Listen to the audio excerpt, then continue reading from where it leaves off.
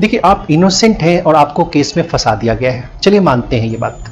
आपका बेल भी कई बार डिसमिस हुआ है, फिर भी आप कह रहे हैं कि भाई हमें केस में फंसाया गया है, ये भी बात माना जा सकता है। बिकॉज बेल में मेरिट के ऊपर उतना फोकस नहीं किया जाता है। वो तो आयोग कह देगा कि इन्वेस्टिगेशन अभी प्रोसीडिंग में चल रही है, चार्जशीट भी फाइल हो जाएगी तो भी कोर्ट कहेगी कि चलो इंक्वायरी चल रही है, हम अभी बेल नहीं देंगे, वो आएगा नहीं, कोर्ट अपियर नहीं होगा, कई बात हो सकती है।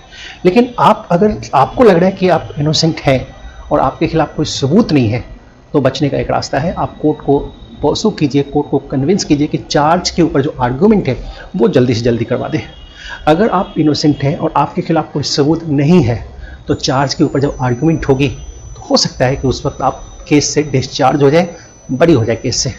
लेकिन इसके लिए ज़रूरी है कि चार्ज के ऊपर आर्गूमेंट हो।